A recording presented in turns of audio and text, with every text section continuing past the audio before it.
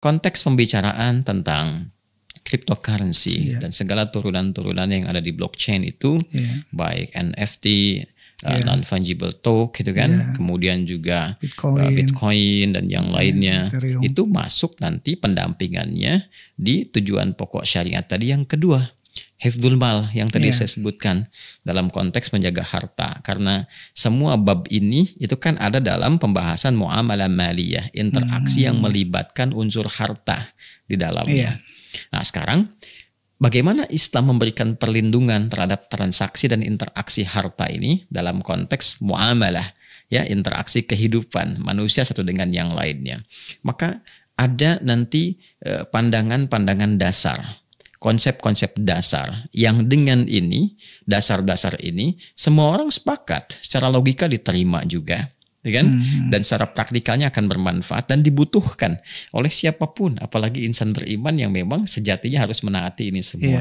Satu, jika yang digunakan dalam berinteraksi itu terkait dengan harta itu ada unsur transaksi di dalamnya yang saling menukar. Ya, baik misalnya pertukaran antara benda satu dengan benda yang lainnya, atau pertukaran antara jasa, ya, yang dinilai dengan nominal tertentu. Nah, maka ini ada ketentuan-ketentuan pokok. Jika barang dengan barang, ya, ataupun misalnya jasa dengan satu barang atau nilai tertentu, maka mesti jelas nanti. Ya, jelas bendanya. Kalau benda jelas bendanya, kalau jasa jelas jasanya, yang memang melahirkan sesuatu yang memiliki nilai yang bisa dipertukarkan, ya, yang wujudnya terlihat, wujud keberadaannya. Maka jika bentuknya barang dengan barang, tadi misalnya kita ingin tukarkan satu barang dengan uang, ini kan dua-duanya materi nih, ya. Yang satu punya nilai tukar, ya, yang satu punya nilai yang ditukarkan dari wujud yang ada. Maka syarat pertama dalam fikih Islam itu barangnya mesti nyata terlihat. Barangnya ya? Barangnya mesti terlihat. Barang itu sil'ah namanya dalam istilah fikihnya, bahasa Arabnya sil'ah. Nah, sil'ahnya itu lazim antakuna mawjudah, mesti terlihat, nampak wujudnya ada. Sehingga dengan itu kepemilikan itu terhadap barang dimaksud itu bisa dipastikan sempurna, seutuhnya dimiliki. Apa yang menandakan bahwa itu milik kita, ya kan? Artinya wujudnya kan ada, ya. Wujud ini bisa dipertanggungjawabkan, bisa dihadirkan. Jangan sampai seperti fata morgana yang nampak kelihatan tapi wujudnya nggak bisa dirasakan, ya kan? Nah, jadi transaksi seperti ini tidak memberikan kepastian. Hal yang tidak memberikan kepastian masuk kategori qimar namanya. Ya, kayak judi kan itu nggak memberikan kepastian itu, ya, gambling sifatnya, untung rugi, ya, bisa orang ngelolanya dia bisa untung sendiri, yang lain bisa dirugikan, itu masuk kategori qimar, ya kan? Adapun sesuatu yang tak nampak jelas, yang terkesan manipulatif, nanti sifatnya gharar namanya. Nah, gharar dan qimar itu sesuatu yang sangat dicegah oleh agama karena bisa menghadirkan madarat nanti, ya, ketidakseimbangan dalam transaksi kehidupan dan berpotensi merugikan. Ya, sekarang cara berpikirnya sederhana saja begini. Saya punya barang nih, saya punya peci, ya. Kemudian peci ini ingin kita transaksikan. Anda ingin beli misalnya kan ini. Terus Anda punya alat tukar, materinya ada terlihat, uangnya kelihatan kan, kita bisa transaksikan. Sekarang mungkin dalam bentuk uang kertas ya. Ada, walaupun itu nanti ada babnya sendiri ya. Kalau Anda ingin bahas tentang uang kertas itu kita perlu episode tersendiri ya. Tapi malah sekarang ada dompet digital nggak terlihat, itu juga baik. Yang jadi ini. Dia sekarang punya jaminan nggak di situ. Dia dompetnya ada, tapi wujudnya bisa diwujudkan dalam bentuk fisiknya, ya kan? Sekarang Anda bikin program misalnya dompet masakin, dompet untuk memberikan santunan kepada orang-orang yang memerlukan, ya, dari kalangan misalnya du'afa, ya, orang-orang taruhlah kategori misalnya di garis kemiskinan yang bisa disantuni, disubsidikan, tapi kan wujudnya ada. Walaupun Anda kumpulkan dalam bentuk misalnya digital, ada fundraising tertentu, tapi itu dinilai berdasarkan nilai tertentu yang wujud fisiknya ada dan ada penjaminnya. Ada. Nah, itu dia, ada otoritas penjaminnya. Jadi dua hal di sini ya. Jadi saya dahulukan yang pertama tentang materi fisiknya ada. Ya, kalau dulu kan masih bagus tuh. Dalam bentuk uang kertas pun ada underlyingnya gitu kan. Uang kertas pertama itu kan nanti di masa dinasti Tang di Cina tahun 997 Masehi. Tapi nanti itu dikreatifkan gitu ya oleh orang-orang Yahudi itu. Orang Yahudi di Amerika nanti kelak itu mereka membuat sebuah kreasi tersendiri demi kepentingan tertentu yang tadinya uang kertas dalam perjalanan pun underlying, underlying dalam bentuk emas itu sehingga punya nilai yang jelas tuh. Betul. Ya, dan dulu itu bisa mencegah ya otoritas-otoritas tertentu untuk mempermainkan nilai tukar gitu kan. Betul. Nah, cuman memang karena ya keadaan politik tertentu, dinamika tertentu, butuh bab tertentu di Klik Adi untuk membahasnya, kan? Sehingga menjadi dominan uang kertas tertentu. Ya, tapi masih ada di sini unsur penguatnya, yaitu ada otoritas yang menjamin. Mereka sudah menyiapkan lah strategi, ada bank sentral macam-macam, ya, dan setiap negara sebetulnya punya otoritas tertentu untuk bisa menentukan itu. Hanya ketika bergaul secara global, nah ini kesulitan-kesulitan yang memang kita distimulus dengan adanya semua ini untuk menguatkan semua sektor-sektor dalam kehidupan berbangsa bernegara supaya mandiri. Ya, nah, dulu di zaman awal Bung Karno itu para ulama masih mengusulkan ketika Bung Karno konsultasi uang kertas itu masih bisa ada underlyingnya emas, ya. Cuman karena tekanan yang sangat berat ya masa-masa setelah itu, nah ini butuh episode sendiri. Nah, jadi uang kertas penasaran sendiri. Iya, tapi dia wujudnya ada. Oh iya betul. Wujudnya ada, ya kan? Nah, wujud ada dan ada otoritas penjamin. Ya, ini pun kan masih disoal, gitu kan? Nah, tapi karena dia ada otoritas penjamin, bisa diberlakukan, wujud fisiknya terlihat. Nah, unsur kepemilikannya minimal tuh sempurna dimiliki. Makanya Anda beli dompet tuh, celana Anda ada sakunya tuh. Nah, itu batik Anda kan ada sakunya juga tuh. Ya, berarti istri kosong tadi. Kosong. Nah, ini berarti isyarat kepada suami ya. Bikinin saku supaya bisa diisi. Siap. Ya, maksudnya sakunya jangan disimpan di suami. Ya. Kan uang suami, uang istri juga. Iya. Yang bisa aku pindah. Kenapa sampai ke situ ya bahasannya? Iya, jadi saya balik lagi ya. Siap. Balik lagi. Nah, ini ada materinya. Uangnya ada, sehingga ketika saya serahkan peci saya pada Anda dengan ukuran tertentu yang umumnya disepakati dan wajar sifatnya, bisa dibelikan kembali peci yang mungkin serupa dan sebagainya, atau ditukar dengan hajat yang senilai dengan itu, Anda keluarkan uangnya, fisiknya ada, saya miliki, saya masukkan ke saku saya, Anda ambil peci saya, tempatkan di tempat yang sesuai, kan? Maka terjadi pertukaran yang seimbang dalam bentuk benda yang dipertukarkan, materinya ada. Sekarang kita tarik ke dunia blockchain misalnya, ya, ada kreasi yang ditampilkan, wujudnya ada.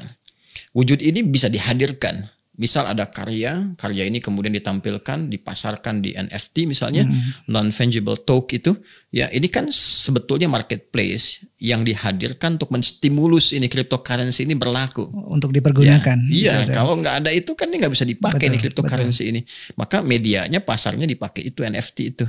Maka dibentuk galeri, dinilai dengan nilai tertentu, tersimpan di blockchain semuanya ini, kan tercatat, nggak mungkin bisa dimanipulasi catatan ini. Ya, catatannya. Dan penting juga dicatat selain itu bahwa bendanya ada, wujudnya ada yang disimpan di galeri ini. Kalau dikeluarkan pun, di print, dicetak, wujud dia ada, terlihat, nampak, bisa dihadirkan. Namun dia harus dinilai, ditukarkan dengan satu mata uang yang ditransaksikan yang wujudnya nggak ada. Iya. Ya. Seperti OpenSea dia pakai Ethereum. Ethereum ada, cuman kan dia nilai-nilai digital aja dituliskan 0, sekian atau 1 Ethereum dan seterusnya, ya kan? Nah, tapi ketika dimunculkan, dihadirkan, dia nggak punya wujud fisik. Jadi bagaimana menukarkan sesuatu yang ada dengan yang tidak ada? Ya, jadi sifatnya hanya semacam orang kontrol aja, ada angka-angka, tapi wujudnya nggak ada gitu. Ya, Anda kan nggak mungkin menukarkan misalnya sesuatu yang wujudnya fisikal ada dengan sesuatu yang nggak nampak gitu. Ya, kan nggak sama. La yastawil bainal insani wa kuntilanak gitu. Anda kan nggak mungkin nukarkan manusia dengan jin, karena nggak serupa gitu kan. Jin kan nggak tampak, manusia ada. Ini ilustrasi gitu kan. Ya, jadi sesuatu ini persoalan. Kalau ini soal bisa selesai, maka aman. Cryptocurrency nggak ada masalah dalam timbangan syariat. Tapi kenapa ulama ini memberikan satu keadaan hukum yang ketat di bidang ini untuk memberikan kepastian yang menjamin kemaslahatan bagi semua pihak. Karena apa yang digunakan dari transaksi keuangan ini maslahatnya untuk semua. Jadi jangan sampai ini punya nanti keuntungan di satu komunitas atau golongan tertentu yang diuntungkan dengan adanya ini, tapi merugikan pada pihak lain yang belum tahu. Iya. Ya, tiba-tiba 1-2 pihak di endorse seakan-akan punya banyak penghasilan dari situ. Orang tertarik masuk, kemudian dia menyimpan aset dia bayar tuh kan, persoalan cryptocurrency pun kan harus disimpan uang dulu ke situ. Iya, deposit dulu kan. Nah, kemudian ketika mendepositkan uang, depositnya apa jaminan dari situ? Dia simpan di situ. Ya, Anda nyimpan ke blockchain misalnya, sekian ratus juta, sekian miliar, disimpan di situ. Itu kan uang wujud Anda yang ada. Anda serahkan, disimpan di situ. Ya kan? Lalu kemudian ditukarkan dengan sesuatu yang wujudnya nggak ada. Hanya nama saja. Ethereum. Kemudian macam-macam lagi nih bentuknya mata uang, selain macam-macam sebagainya. Mata uang tadi kripto itu. Ya, jadi masalah gitu. Ya, ketika diwujudkan, dia tidak punya wujud, dan persoalannya ketika mau dicetak pun dikembalikan ke mata uang yang ada sekarang. Lalu kenapa tidak menggunakan mata uang yang ada saja? Kan? Karena belum ada yang mau jamin itu saat. Nah, itu persoalannya. Jadi dia tidak ada otoritas yang menjamin secara keseluruhannya. Sampai saat ini masalahnya di situ. Nah, kalau dia bisa menyelesaikan persoalan ini, selesai babnya, tuntas. Misal dia munculkan ini wujudnya seperti ini. Mata uang cryptocurrency kan macam-macam tuh ya. Yang satu wujudnya begini misalnya, ini wujudnya begini. Lalu punya nilainya sekian. Lalu nilai ini ekuivalen misalnya ya dengan mata uang yang ada yang sekarang secara fisikal kita dapati sekian. Ya, bahasa gampangnya beginilah, digital, rupiah dalam bentuk digital. Apa gitu kan? Dolar dalam bentuk digital dan sebagainya. Jadi dia nanti bisa dinilai itu, persamaan nilai itu. Selesai. Ya, kalau mau misalnya, tapi kan ini bisa nanti nilai-nilai ini tetap dikontrol oleh otoritas tertentu yang bisa menaik turunkan seenaknya gitu kan, mengontrol nilai nominal sehingga banyak dirugikan. Ya, bikin underlying aja yang setara. Yang paling nggak banyak perdebatan kan emas, itu kan paling gampang gitu. Disepakati, underlyingnya pakai emas aja. Ya mungkin setara semua, nggak ada repot-repot lagi, diarahkan ke situ. Jadi rupiah sekian, nilai ininya sekian, ini underlyingnya sekian. Nah, uang digital memfasilitasi itu, kan itu selesai masalahnya, ya kan? Nah, jadi dia punya underlyingnya, ada wujudnya, ya kan? Kemudian dia menyelesaikan persoalan dunia atau global saat ini, ya. Tapi kalau kita mau jujur ya repot-repotnya kenapa nggak dibalikin ke emas aja misalnya kan, sehingga punya nilai dan seterusnya. Atau tadi uang kertas punya takaran seperti Indonesia pernah mempraktekkan dulu. Nah, saya kembali ya kepada hukum tadi. Kalau Anda tanya tentang cryptocurrency, sampai MUI pun melakukan kajian tentang ini, persoalannya hampir semua sama, nggak lepas dari dua hal tadi. Ya, ingat ya, bukan menghambat atau menolak kemajuan, sangat diapresiasi. Nah, ini yang jadi ada kesalahan logika dalam berpikir ketika Islam misalnya memberikan pandangan atau agama mengatakan ini haram ya, langsung dipersepsikan ini menghambat. Ya, antipati terhadap kemajuan atau menghambat kemajuan, menghambat kreativitas. Cara berpikir yang salah. Justru ketika hukum itu dikaji dan diberikan pendampingan, itu sebetulnya filosofinya menerima semua kemajuan itu, tapi memberikan perlindungan untuk kemaslahatan bagi semua. Karena fungsi agama itu hadir untuk membimbing umat manusia pada umumnya sehingga tetap berada dalam kemaslahatan, dalam berkehidupan. Jangan ada ketimpangan. Kalau kita tuh di sila kelima Pancasila, keadilan sosial dalam konteks Indonesia bagi seluruh rakyat Indonesia. Agama itu kan lintas ruang. Ya, lintas waktu. Agama yang baik kan begitu, kan? Islam tuh melintasi ruang, melintasi waktu, melintasi tempat. Jadi keadilan sosial bagi seluruh umat manusia. Harus adil, jangan sampai ini diuntungkan, ini punya potensi rugi. Ini ada problem dasar nih. Ya, yang nggak semua orang itu bisa menikmati fasilitas ini. Nggak semua orang bisa mendapatkan maslahat dari ini. Nah, problem ini harus diatasi dulu. Sehingga apa? Sehingga kemajuan yang dihasilkan menghasilkan maslahat bagi semua. Semua bisa menikmati. Ya, karena semua akan terkena dampak dari itu. Iya. Ya, nah ini yang saya maksudkan. Jadi kalau isu cryptocurrency ini bisa dituntaskan dari segi gorornya, dari segi kimarnya, sifat manipulatif yang memungkinkan ada diselesaikan dari situ, kan? Dibentuk sebuah wujud. Anda bisa katakan, tapi kan ini digital misalnya kan? Betul. Tapi ketika digital itu melahirkan maslahat bagi kehidupan offline kita secara langsung, maka harus ada turunan dari situ. Solusinya apa? Kan? Transformasi dari digital ke dunia nyata itu seperti apa? Kan nggak semua orang hidup di dunia metaverse. Kita di universe sekarang ini, bukan di metaverse. Apa Anda mau menciptakan besok misalnya teknologi makanan digital yang sekali dilihat langsung kenyang. Minuman digital yang tercium baunya kemudian langsung kenyang. Teknologi mencium bau dari komputer tentang makanan tertentu langsung merasakan haus hilang. Kan tidak juga. Betul. Ya, besok-besok nanti ada nikah digital. Keturunan digital. Nanti kehidupan universe yang sudah Allah anugerahkan itu kemana? Kan? Nah ini berbahaya cara berpikir seperti ini. Jadi akal sehat itu tetap harus berfungsi. Dan akal bisa disehat jika dibimbing oleh iman yang sehat. Catat itu ya, dan bikin status itu. Jadi kalau orang akalnya pintar, bagus, dia bisa banyak bikin kreasi macam-macam. Tapi kalau nggak dibimbing dengan jiwa yang benar, ya tidak diikat itu dengan tuntunan yang benar, itu bisa berbahaya. Ingat ya, orang pintar yang menipu itu lebih berbahaya dibandingkan dengan orang yang kurang pintar. Ya, dan dia mencoba untuk menipu. Orang yang kurang pintar mencuri, skalanya kecil, tapi orang pintar mencuri itu bisa canggih, sistematis, rapi, terstruktur, masif. Dan itu merugikannya dahsyat itu. Ya, jadi kalau balik ke isu tadi, maka yang harus diselesaikan dalam isu cryptocurrency ini, ya, NFT-nya dalam konteks dia galeri terhadap kreasi karya, ya macam-macam itu, dia sebenarnya nggak punya banyak masalah. Ya. Ketika dia ditampilkan, saya punya kreasi, Anda punya satu gambar tertentu, misalnya kan, klik every week, bagus juga ya, klik every week tuh, Anda foto-foto yang dimunculkan, everyday kan udah ada, every week belum ya. Atau saya bikin gitu, misalnya Anda bikin klik every week, tampilkan di NFT, tampilnya aja, itu nggak ada persoalan. Ketika karya Anda diberikan sebuah catatan, punya nilai, kemudian dari nilai itu terdokumentasikan, nggak bisa dirubah apapun karena terekam. Ya, oleh satu algoritma tertentu, kan, dan diketahui itu dari setiap perubahan tuh ketahui, perubahan waktu diketahui, ini nggak berubah nih, datanya selalu ada, sampai sini nggak ada masalah.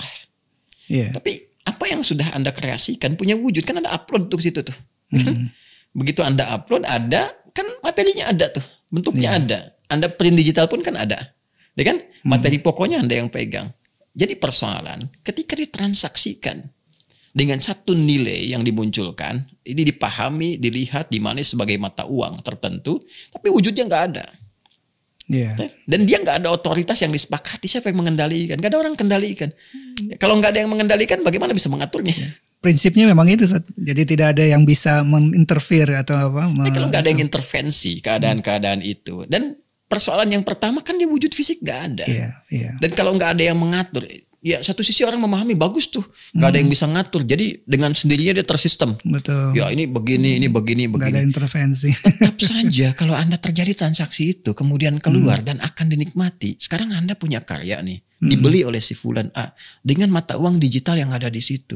Tapi ternyata nggak bisa hasil dari pembelian itu, hasil kerja keras Anda itu nilainya nggak bisa dikeluarkan di wujud kehidupan fisikal yang nyata.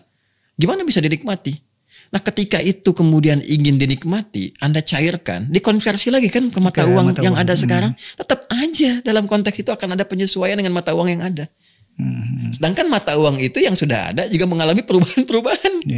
Ya, jadi apa bedanya? Ya, menurut saya akan lebih efektif kalau dia dijelaskan tuh. Ya walaupun bagus dia tidak mengalami ini dan itu, tapi dia punya underlying yang ada sehingga bentuk fisiknya misalnya bisa diwujudkan dalam kehidupan. Nah ini problemnya adalah ini metaverse, ini universe. Itu problemnya. Tidak setiap di metaverse itu bisa di-universe-kan, walaupun setiap universe bisa di-metaverse-kan. Ya paham ya? Betul. Setiap universe berpeluang di metaverse-kan, tapi tidak setiap metaverse bisa di-universe-kan. Ya, walaupun mungkin juga yang di universe itu ada bagian-bagian yang sangat tertentu, sensitif, gak bisa di metaverse-kan juga. Ya kayak tadi saya katakan misalnya pernikahan metaverse. Ya metaverse-nya bisa dilakukan, tapi realnya kan tidak bisa dihukumi nyata di dunia universe kita saat ini. Jadi selesaikan problem itu dulu, kan. Yang kedua saya menangkap begini ya, isu cryptocurrency ini ada sisi positifnya. Positifnya adalah ada kegundahan terhadap sistem tata kelola ekonomi dunia. Betul, Zat. Ini yang memicunya. Ini yang memicunya. Pada akhirnya ini balik kepada apa yang diisyaratkan Nabi SAW. Nabi telah nubuatkan. Pada akhirnya semua akan kembali kepada tata kelola kehidupan yang stabil. Karena manusia mendambakan stabilitas. Dan di antara stabilitas itu hal-hal yang terkait dengan stabilitas ekonomi, keuangan. Sekarang orang sedang repot. Resesi di mana-mana. Inflasi macam-macam dan sebagainya. Akibat apa? Tadi kontrol terhadap satu mata uang yang terlalu dominan Iya. Bayangkan satu bisa ditakar dengan kita keluarkan harus 14.000. Ada yang satu harus keluarkan 20.000. Ya sekian puluh ribu tuh dia hanya mengeluarkan satu saja. Iya. Dan sama-sama kertas. Betul. Cuman beda di nilai yang dituliskan itu, kan? Nah, ini kan pasti ada kegundahan. Ya, makanya ada orang yang mencoba menawarkan, ini loh yang nggak bisa diintervensi oleh siapapun. Muncul di blockchain yang dengan algoritma tertentu yang nggak bisa diubah, nggak bisa di ini, tapi tetap ada kelemahannya. Wujud fisiknya nggak ada, kan? Betul. Karena nggak ada yang otoritas yang kontrol itu, nggak ada yang bisa menyesuaikan dengan kemaslahatan kehidupan. Kan dunia terus bergerak dan seterusnya. Yang kontrol, masa kehidupan manusia dikerahkan kepada robot atau algoritma tertentu di komputer setelah dia hancur. Ya, kalau ini hancur nih, nggak ada jaminan dalam bentuk materi yang ada, telah terjadi satu peristiwa besar yang menghancurkan jaringan-jaringan internet dan sebagainya. Habis. Gimana kita bisa kemudian memberikan jaminan kepastian terhadap aset kita? Anda menyimpan miliaran misalnya, ya dalam bentuk cryptocurrency, digital aja, angka aja semua tuh. Ya, terus setelah itu terjadi peristiwa, habis semua. Ya, taruhlah sistem itu misalnya kena, kalau bank terbakar, ini uang bisa dicetak. Masih ada yang jamin. Bisa ada jamin. Gak ada jamin. Ini nggak ada yang jamin, nggak ada otoritas, ini masalah kan? Iya. Habis di semua. Betul. Gitu. Nah ini persoalannya, ini diselesaikan. Nah, cuma tadi saya kembali kepada nubuat bahwa semua merindukan stabilitas dan Nabi udah ngasih solusi emas. Al-Quran berapa kali menyinggung tentang emas? Ya, zuyyina lin-nasi hubbus syahawati minan nisa'i wal banina. Ya, kemudian wal qanatiril muqantarati minadz-dzahab wal fiddah, emas, perak dan sebagainya. Makanya di zaman Nabi berkehidupan itu kan dipopulerkannya logam, ya, logam mulia, uang emas bentuknya ada dinar, dirham. Mungkin di Indonesia juga dulu kan ada bentuk uang logam juga kan? Iya, Sir. Ya, yang di awal-awal malah logam kan di malah Nusantara kita kan dulu awal. 5 perak gitu. Nah, itu saya masih mengalami juga itu sampai 100 sampai 1000 malah. Iya, sampai 1000 yang ada gambar sawit itu. Yang perak itu kan 500-an tuh kayak bentuk emas juga ya. Betul. Walaupun dia mungkin sejatinya bukan emas murni gitu ya, ada kuningan mungkin apa dan tapi logam. Kita kan budaya logam ini. Dan fikih kita itu di dalam Islam itu tentang logam tuh luar biasa. Ya, tentang logam luar biasa. Wah ini kalau ngaji fikih kita bisa perdalam nih. Ya, di bab air aja itu ada air yang dipanaskan, ya namanya air musyambas dalam bentuk wadah bejana logam. Logamnya itu kalau dia emas perak nggak ada masalah. Tapi di luar emas dan perak jadi bermasalah. Ketika dihangatkan, dipanaskan, keadaan airnya itu nanti dihukumi berbeda dalam fikih. Ya, dalam mazhab Syafi'i itu kalau dipanaskan di luar logam emas dan perak itu bisa menjadi makruh hukumnya. Ketika saya riset, wah itu luar biasa itu. Ya. Apa hasil risetnya? Ternyata emas ini kan punya stabil. Emas itu kan aurum tuh di atomnya namanya aurum. Ya, dia punya nomor atom 79, massa atomnya 200. Ya, saya pernah pelajari kimia. Ya. Nah, dengan komposisi ini dia stabil. Artinya tidak mengalami karatan. Ya, dia nggak berkarat sehingga ketika air dipanaskan pun dia kan penghantar yang bagus tuh. Punya kalor ya yang sangat bagus, ya menghantar panas di situ. Ya, jadi ketika menghantarkan pun karena nggak ada potensi untuk karat, kualitas air terjamin di situ. Walaupun dia lunak, karena lunaknya mudah patah, makanya emas itu dicampur, ya, dan campurannya nanti bisa dengan besi misalnya, ya bisa dengan perak itu argentum, ya nomor atom 47 kalau nggak salah, itu argentum perak. Ya emas tuh karena lunak, kalau dicampur dengan besi, ferum, nomor atom 26, ya, kemudian dia massa atomnya 56, isotop stabilnya 57, ya. Kalau dia dicampur karatnya dikurangi sedikit, misalnya 20 karat, 18 karat. Nah, itu campuran untuk menguatkan supaya nggak mudah patah. Nah, saya mau katakan di unsur logam saja yang menampung air ini orang udah tahu semua dulu. Ini bermanfaat gitu. Ya, makanya ketika dijadikan sebagai alat tukar, jaminannya stabil. Ya, cuma memang kan nggak semua orang atau tempat itu bisa memproduksi emas di tempat-tempatnya, kan itu pernah ada pemikiran di global pada saat itu sehingga menjadikan emas itu sebagai jaminan sampai sekarang sebetulnya. Jadi yang mengumpulkan uang kertas pun di negara adidaya itu pada akhirnya pun mereka mencoba mengkolek emas itu karena mereka tahu yang berharganya itu di emasnya. Ini butuh bab khusus nih. Kita lompat dari kita bikin kembali ke emas. Ya, saya tidak ingin menghadirkan satu isu tanpa argumentasi ilmiah gitu Jadi pembahasan itu mesti dalam kerangka ilmiah supaya orang yang mungkin belum meluas tuh batas pemikirannya tidak menyimpulkan yang salah. Sehingga ketika salah, sumbunya terlampau pendek, ya ditangkap bahwa ini membawa ingin merubah, tidak. Tapi kita ingin berpikir lebih kuat bagaimana menguatkan sisi ekonomi di bangsa kita sehingga tampil lebih unggul, lebih hebat, lebih baik. Sementara kita kan punya budaya logam. Jangan salah loh, Indonesia itu punya budaya logam. Iya, Ustaz. Ya, dan waktu penjajah itu datang ke Nusantara pada saat itu kan, itu sempat disembunyikan dulu logam itu. Wah, kalau saya bahas lebih dalam lagi lebih dahsyat karena yang memerintahkan menyembunyikan itu di antara Wali Songo.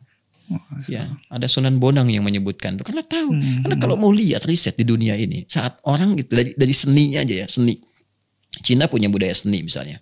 Dia punya dawai, ya, senar, gitar kayak kecapi dan sebagainya, tapi kayu. Arab punya dufuf itu rebana. Ya, rebana itu kan dari kulit juga, kayu dan sebagainya. Di saat dunia tuh masih kayu, masih kulit, masih senar, masih kita udah ada itu ya, rajin. Coba lihat. Angklung, degung. Iya. Iya. Degung, angklung, gong, macam-macam. Itu apa? Logam. Apa kayu? Logam. Iya. Kita sudah punya logam. Dan itu nggak mudah loh menempa logam segala rupa itu. Jadi logam itu mahal sekali. Dan logam itu kalau dari sudut unsur kimianya sekarang kita dapati, kita keluarkan, kalau belajar kimia itu kan sekarang diperebutkan. Banyak sekali unsur logam yang dibutuhkan sekarang untuk mendukung kemajuan teknologi dan sebagainya. Kita kayakan itu. Jadi sebetulnya kalau Indonesia mau tampil dan punya visi yang lebih dahsyat untuk ke depan itu, sebetulnya sih mesti pede gitu. Karena sumber daya alam yang bisa mendukung, mensupport kedaulatan berbangsa, bernegara, bahkan dari segi ekonomi yang negara lain butuh. Ya, kita punya. Anda bisa bayangkan ya, rempahnya aja bisa bangun Belanda. Iya. Bagaimana dengan logamnya? Itu rempahnya. Ya, ini mau bahas cryptocurrency atau mau bahas sejarah nih? Jadi sebenarnya cryptocurrency sederhana. Iya. Kenapa MUI masih memfatwakan haram? Kan? Itu kan ada 3 poinnya. Ya, persoalannya kan nggak lepas dari apa yang saya sampaikan tadi. Karena belum ada kepastian. Bukan menghambat kemajuan. Kemajuan bagus, terima, hebat nih, bagus, kita terima nih. Tapi harus membawa maslahat. Jangan sampai nanti ada orang investasi di situ, tiba-tiba dia butuh nggak bisa dia tarik, gitu kan? Atau tiba-tiba ini nggak ada aset dia nggak kembali, kepemilikan nggak ada yang pasti. Ini udah dipastikan. Nah, jadi kalau ini bisa didapatkan solusinya, silah bentuknya, bisa wujudnya, bisa kemudian dikreasikan dari bentuk digital tadi, ada wujud materi yang bisa dipegang sebagai jaminan, ada otoritas penjaminnya, itu lebih memberikan kepastian sehingga investasi yang diberikan kepada tempat-tempat tadi, orang bisa pegang jaminannya apa. Ya, kita nyimpan uang di bank, uang kita kan wujudnya fisik, disimpan dalam bentuk apa? Ya, disimpan dalam bentuk-bentuk digital kan? Tulisan rumusan-rumusan itu, tapi kita dikasih buku tabungan, ya, ada kepastian secara fisikal yang terpegang itu, ya. Kemudian apalagi misalnya ada jaminan-jaminan yang bisa didapatkan saat kapanpun mau dicetak, dipegang, disimpan. Jadi itu memberikan ketenangan, ada kepastian. Nah, ini diselesaikan dulu hal-hal ini. Kalau hal-hal ini selesai, maslahatnya bagi banyak, semua orang bisa mengakses senang, ya. Ya kecuali kalau ini orang hidup di dunia itu saja, maka hanya terbatas di lingkungan saja. Makanya hal-hal yang sifatnya terbatas belum bisa menjadi maslahat dari kalangan luas secara global. Mau dipaksakan ke global itu susah. Iya. Kecuali orang berkehidupan di situ saja. Ya ini pegiatnya di situ, orang-orangnya itu saja. Kan? Itu pun karena saking sayangnya agama. Allah tuh saking sayangnya jangan sampai itu rugi juga gitu. Mengingatkan. Jadi, diberi saran. Tidak pernah ada sejarahnya agama datang untuk merusak atau menghambat kemajuan. Justru memberikan maslahat, mengiringi kemajuan itu supaya melahirkan maslahat untuk semua. Ya, karena itu Indonesia bagus tuh. Dasar agama itu yang pertama, ketuhanan yang Maha Esa. Ya, karena tanpa ada kepasrahan, ketawakalan dan menyertakan bimbingan kehidupan kepada Tuhan yang Maha Esa itu tidak akan lahir tata kelola kehidupan kemanusiaan yang punya adab. Adab itu etika, adab itu moral, adab itu mengatur bagaimana kita berinteraksi dengan elegan. Kemanusiaan yang adil dan beradab itu hanya lahir setelah ketuhanan yang Maha Esa. Dan ketika adab itu muncul dalam berkemanusiaan, bisa lahir persatuan. Ya, orang nggak akan bisa bersatu, Indonesia nggak bisa manfaatkan kalau adabnya nggak ada. Jadi adabnya bagi sekelompok orang saja. Jadi jangan berharap persatuan Indonesia kalau adab belum muncul. Adab bisa muncul ketika ada berketuhanan. Nah, jadi kalau agamanya disoal, kebertuhanan disoal, maka dia sebenarnya bukan hanya menyoal sila pertama, tapi meruntuhkan semua sila yang lain. Karena dengan persatuan itu ada keterwakilan, ya kan? Ada hikmat di situ. Ya, rakyat bisa bersatu, kerakyatan dipimpin oleh hikmat, kebijaksanaan dalam permusyawaratan perwakilan. Ketika rakyat bisa hadir di situ, menghadirkan hikmat dengan keterwakilan semuanya, baru ada keadilan yang merata, keadilan sosial bagi seluruh rakyat Indonesia. Itu filosofinya besar itu, dalam sekali. Makanya kalau mau ditarik ke dunia cryptocurrency, ya negara harus menyiapkan perangkatnya dulu. Minimal kita punya undang-undang dalam aspek kebangsaan, kenegaraan, ada undang-undang mengatur itu. Ya, jadi jangan cuman dilihat persoalan pajaknya saja. Tapi juga lebih daripada itu, ada aturan penjaminnya, otoritasnya betul. Negara mengatur undang-undangnya, menyediakan ini payungnya ini, terus menjamin. Ada jaminan negara. Nah, biasanya kalau sudah masalahnya krusial kan diminta tuh masukan-masukan dari tokoh-tokoh, dari masyarakat dan sebagainya. Karena kan di keterlibatan kerakyatan dipimpin oleh hikmat itu. Ada perwakilan di situ, ya. Nah, jadi semua fungsi digunakan dalam konteks ini. Nah, kalau ini sudah dapat dihasilkan solusinya, manfaatnya, maslahatnya dan sebagainya, ya maka insya Allah kehidupan itu akan lebih bermaslahat. Ya, kita rasakan manfaatnya, rasakan berbagai hal yang kita bisa dapatkan di situ. Jadi kan yang kita lihat baru semata morgana nih. Si fulan untung sekian, ini cuan sekian, ini si fulan loh. Bagi si fulan, dan kita kan nggak tahu realnya seperti apa. Berapa orang yang hilang, berapa orang yang dapat karena kebutuhan tadi saat kepikiran dan sebagainya. Dan ini kan butuh endorsement. Semua ini untuk tampil tuh butuh endorsement untuk masuk. Ya, kalau orang berpikir bisnis kan sekarang gini, apakah murni niatnya bikin blockchain itu hanya sekedar untuk memfasilitasi dalam berkehidupan? Ya, apa pengganti bagi dia dalam menuangkan idenya ini? Dia butuh perawatan, ya. Butuh untuk biaya operasional, untuk maintenance, untuk macam-macam. Dari mana dia dapatkan itu? Kalau bukan dari orang invest ke situ, orang masukkan, orang bertransaksi dan sebagainya, ya kan? Nah, ini juga yang harus diantisipasi. Jadi yang wujud kertas saja masih ada persoalan, apalagi yang nggak ada wujudnya sama sekali. Hanya bentuk algoritma ya, betul. Jadi yang kita perbaiki, satu, cara berpikir orang supaya tidak menduga bahwa ini agama menghambat gini, dikit-dikit haram, dikit-dikit haram. Haram itu dari kata hurma. Hurma itu hormat, diserap dalam bahasa Indonesia. Hukum haram itu ditampilkan untuk menjaga kehormatan. Kenapa dilarang berzina, dilarang selingkuh, ya kan? Dan semacamnya, supaya menjaga kehormatan Anda. Karena saat Anda melakukan itu, misalnya na'udzubillah, itu bisa meruntuhkan kehormatan. Betapa banyak pejabat kehilangan jabatannya karena persoalan zina. Kenapa dilarang merampok, mencuri, korupsi? Karena meruntuhkan kehormatan. Yang menjaga kehormatan hukumnya disebut haram namanya.